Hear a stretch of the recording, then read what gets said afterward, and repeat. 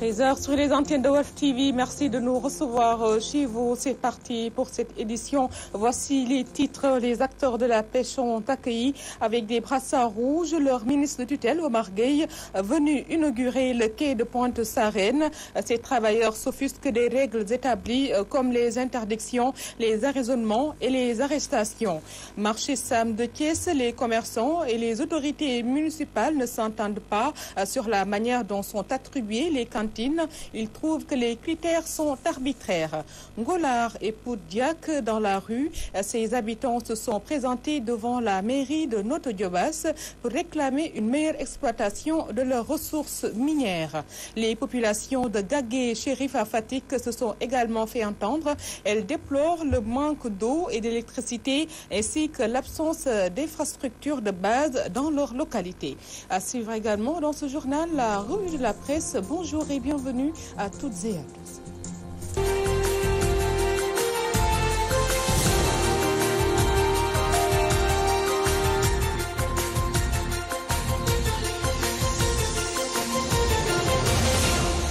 Inaugurer le quai de pêche Pointe-Sarène, Omar Gueye, le ministre de la Pêche, a été accueilli avec des brassards rouges par des acteurs très remontés. Ces derniers fustigent les interdictions, les arraisonnements, les arrestations et les multiples amendes onéreuses dont ils se disent victimes. Thierno Daf. Venu inaugurer le quai de Pointe-Sarène, le ministre de la Pêche a été accueilli avec des brassards rouges par des acteurs surexcités.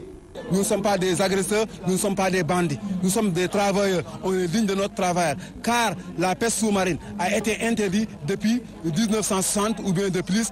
Au moment là, c'est au temps de nos ancêtres. Maintenant, ce métier est devenu une entreprise. Donc nous demandons à monsieur le ministre de nous écouter et de revoir les textes qui ont interdit la pêche sous-marine. Sur les raisons de leur colère, les explications des pêcheurs plongeurs. Ils veulent nous interdire la pêche. Nous, on n'a que la mer. On n'a que la mer et on nous demande coûte que coûte d'arrêter tout, d'arrêter carrément la pêche. Vous pratiquez quelle forme de pêche? Nous, personnellement, nous, on est des plongeurs. On est des plongeurs. Et ici, presque, on nous a dit que plus de 80% sont des plongeurs. Là, si vous regardez bien ici, on a que si vous voyez les pirogues là, plus de la moitié des pirogues sont des pirogues de plongeurs. Outre l'interdiction qui les frappe, les pêcheurs sous-marins fustigent aussi les arraisonnements, arrestations et amendes dont ils se disent victimes. On a trois pêcheurs à qui on a pris leur matériel de pêche et on les a apportés là-bas à Joal. Si on attrape une pirogue, on prend le pirogue et le moteur. En plus, on vous donne une amende de plus de 300 000. Et là, ce travail là, ça ne nous donne même pas la moitié de cette somme. Et ce qu'on voulait seulement, c'est ce qu'on nous aide, quoi, parce qu'on est fatigué, on n'a pas d'autre choix, on n'a que la pêche. Après moult conciliabules et négociations, les pêcheurs ont accepté de retirer le foulard rouge en attendant de voir, selon leur propre dire, Mbourguet, radio-télévision Walfadjri, Thierno Daf. Marché Sam de Thiès, l'attribution des cantines divise commerçants et autorités municipales de Thiès Nord. Les anciens occupants jugent les critères arbitraires et comptent même se dresser en bouclier contre ce qu'ils qualifient d'injustice. Le point avec Gorgui Sambagnaye. L'attribution des cantines au marché Sam de Thiès, les critères créent des frustrations du côté des anciens occupants de cantines. Le 20 octobre 2014, les autorités municipales ont venu nous déguerpir manu militari au motif que notre occupation serait de nature à préjudicier la salubrité, l'hygiène, la sécurité et la sécurité.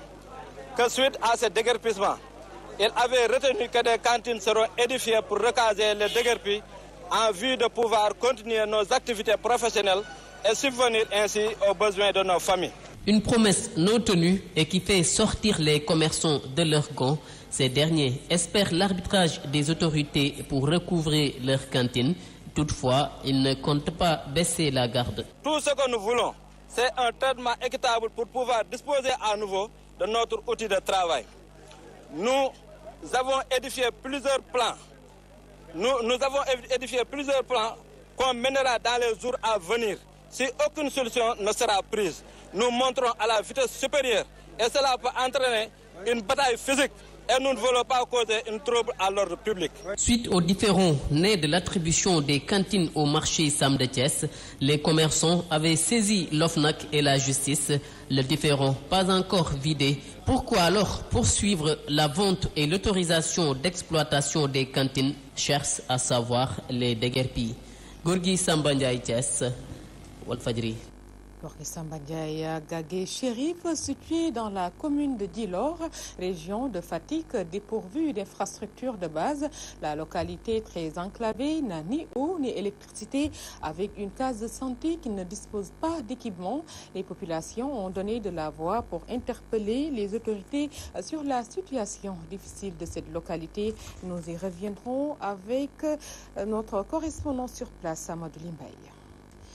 L'eau est une denrée rare à Ndoyène, commune située dans le département de Kébémer.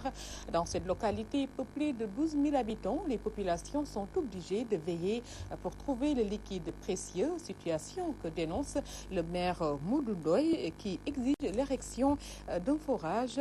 Nous l'écoutons au micro d'Omar Kairé.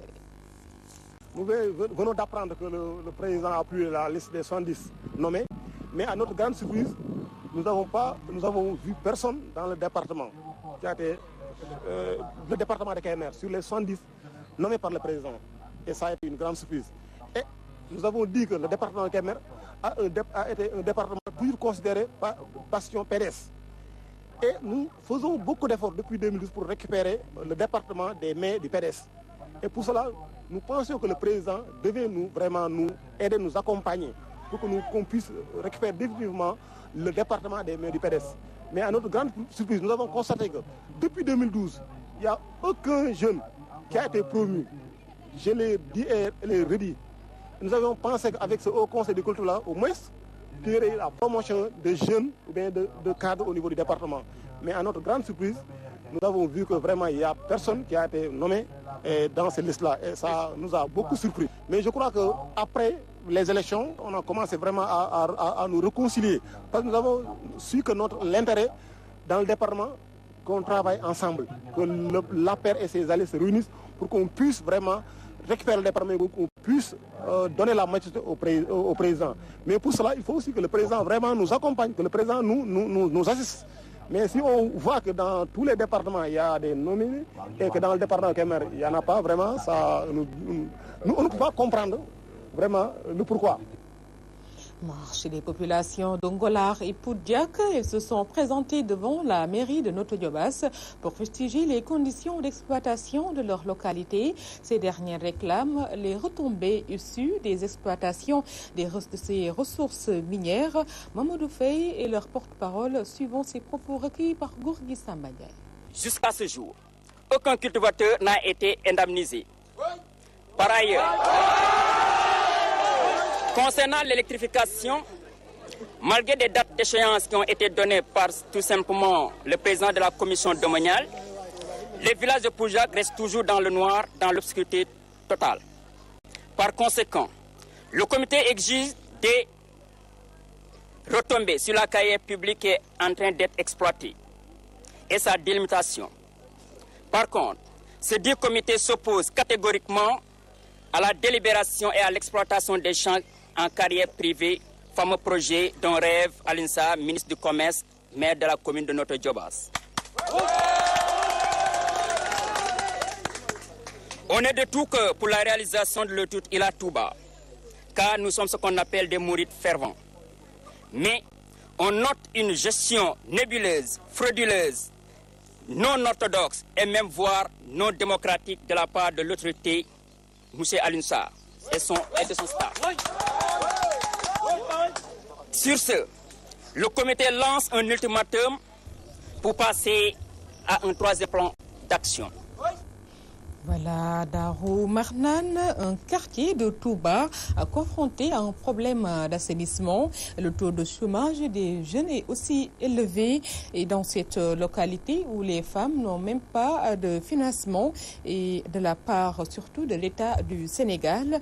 Les habitants interpellent ainsi l'État du Sénégal ainsi que les autorités compétentes dans ce reportage de Mamadou Makhtar Sarr. S'il y a un quartier confronté à un véritable problème d'assainissement dans la commune de Touba, c'est bien Darou Marnane.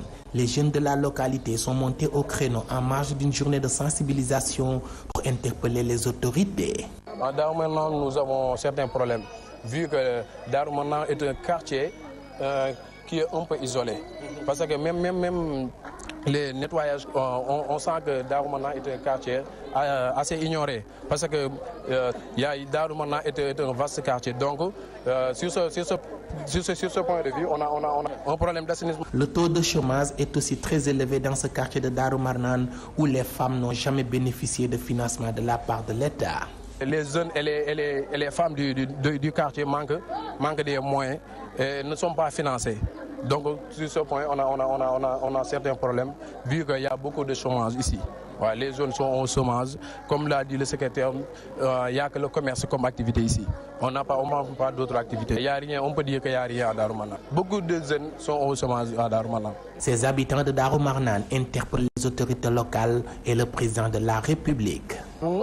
Si les autorités ont fait quelque chose ici à Darou Marnane, nous, on ne l'a pas senti. On l'a pas senti. Touba Mbaké, Mamadou Makhtar Sarr pour la radio-télévision Walfadjri.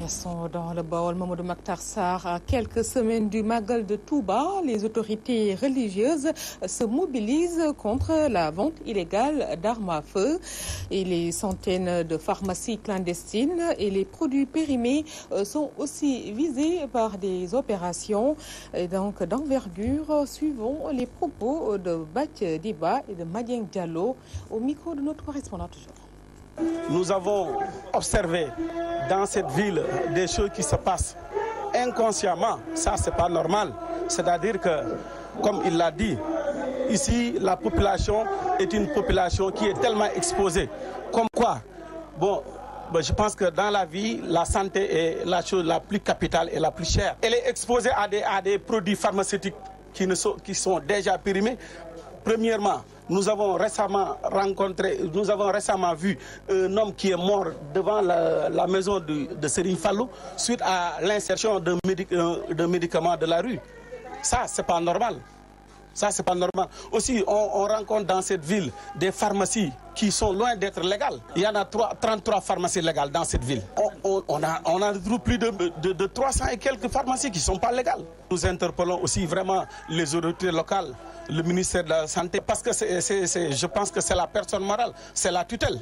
Comment vous trouvez le fait qu'il y ait des pharmacies illégales devant des hôpitaux, devant des structures de santé légales? Les produits périmés, les armes à fabrication artisanale, vous savez tous que ça, c'est pas bien. Parce que, imaginez tout ce qui est insécurité dans cette ville. Tout ce qui est insécurité dans cette ville. Et ces armes-là, on les achète au niveau de Touba. Donc, on doit détecter les gens qui le font pour ne serait-ce que les sanctionner. Il y en a beaucoup. C'est une fabrication locale, bien sûr. Il y a un gars qui est mort suite à le gars qui s'appelait Balagay. On l'a tué avec une arme artisanale. Ça, c'est pas sérieux. Magal de Touba et Gamou 130, c'est ce que risque d'arriver si les autorités n'honorent pas la compensation financière. Ces travailleurs accusent le ministre des Finances d'être à l'origine de ce blocage et interpellent le chef de l'État, suivant le compte-rendu de cette Assemblée générale avec Birama Ndiaye. Le transport ferroviaire sera paralysé lors du Magal et du Gamou. La vétusté du matériel ne permet pas d'effectuer ces trajets selon les travailleurs. Si vous demandez à l'exploitant, il veut dire que j'ai 4 trains qui circulent. Ce sont ces trains qui circulent normalement. Mais le problème, nous savons que ces trains-là, n'étant pas capables d'assurer correctement Dakar-Rufisque, donc ce n'est pas ces trains-là qu'on va prendre le risque d'amener à Touba. Donc pour vous dire qu'en matière vraiment de taux de présence du parc, on a un taux normal. Mais ce taux normal-là ne veut pas dire qu'il peut être amené jusqu'à Touba. Parce que c'est un matériel qui peut faire, pour faire Dakar-Rufisque, on a des pannes répétées à longueur du trajet. Mais est-ce qu'il est de notre part prendre des risques, prendre un train, aller jusqu'à Bambey ou même aller jusqu'à Diourbel et que ce train ne peut plus partir? Et le Grand Magal et le Gamou de Tivaouane, c'est pour bientôt, 3 semaines pratiquement pour le Grand Magal et 22 jours après, si vous voulez, pour le Grand. On ne peut pas aller dans ces conditions parce que les machines non seulement sont vétustes, il n'y a pas de stock de sécurité, tous les clignotants, si vous voulez, sont en rouge. Le syndicat des travailleurs du petit train bleu accuse le ministre des Finances de ne pas suivre les instructions du chef de l'État à honorer la compensation financière. C'est dû au refus catégorique du ministre des Finances d'appliquer les directives du chef de l'État. Je veux dire, en janvier 2016, le président a écrit au Premier ministre et le Premier ministre a écrit au ministre des Finances pour lui dire que sur ordre du chef de l'État, appliquer les conclusions des travaux du comité de pilotage mis en place en 2009 qui a abouti au calcul du montant réel de la compensation à verser au PTB. Le président l'a bien écrit et donné instruction au ministre des Finances. Qui est, logiquement, cette compensation-là se situe entre 1,2 milliard, 1,3 milliard. Alors présentement, l'État nous impose un montant de 500 millions. Général à la compensation financière, non seulement qui tarde à venir, on nous impose 125 millions par trimestre, donc 500 millions par an. Nous sommes au 4e trimestre, on a déjà épuisé les 500 millions. Donc sur ces 3 mois, certainement, si rien n'est fait, nous aurons des problèmes pour payer nos salaires. Ces engagements non respectés par les autorités risquent de priver les agents de salaire. D'ailleurs, moi, étant membre du conseil d'administration, quand la direction générale dit si l'État ne fait aucun effort d'ici la fin du mois, les salaires ne seront pas payés, ça c'est grave. Donc, il est mon devoir d'avertir les travailleurs pour qu'on soit prêts et que nous ne le saurons pas faire. Si toutefois que les salaires ne sont pas payés dans les délais normaux, sachez qu'on va arrêter le train jusqu'à ce que les salaires soient payés. Les travailleurs du petit train bleu en mouvement d'humeur alertent les autorités compétentes et les invitent à s'atteler à ce problème qui risque de paralyser tout le système. Birame Ndiaye lancé depuis le 4 octobre la carte d'identité biométrique entre le sommet des Sénégalais. Difficile, voire impossible de s'inscrire sur les listes au niveau de la préfecture des Parcelles Assainies. Nombreux sont les citoyens qui se voient obligés de dormir à la Belle Étoile pour pouvoir s'inscrire. Un reportage de Amamassi. La préfecture des Parcelles Assainies, à l'image des 44 autres du Sénégal, danse depuis plus de 10 jours au rythme des inscriptions pour l'obtention de la carte d'identité biométrique CEDEAO. Une inscription mouvementée dans ce populaire quartier, pour ne pas dire quasi impossible. On atteste le calvaire de ce vieux qui, depuis plus de 3 jours, passe la nuit à la Belle Étoile. Premier jour, nous sommes venus vers 4 h du matin. Je suis arrivé à la préfecture vers 4 h du matin. Nous étions plus de 400 inscrits sur la liste. Seuls 100 ont été reçus. Le lendemain, vers 21 h, j'étais là-bas jusqu'au petit matin. Mais que dalle, idem pour le 3e jour. J'ai dû laisser tomber car j'en pouvais plus.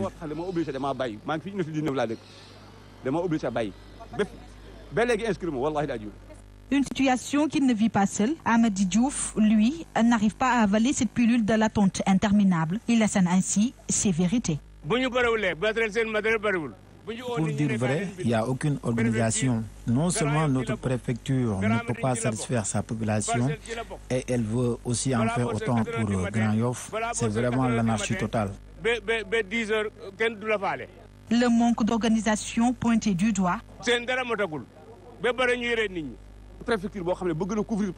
S'ils ne sont pas encore prêts, qu'ils nous le disent au lieu de nous déranger à tout moment. La seule préfecture des Parcelles Assainies ne peut prendre en charge toute sa population et celle de Grand Yoff. Même si certains estiment que tout début est difficile. Tout début est difficile. Rien n'est offert sur un plateau d'argent.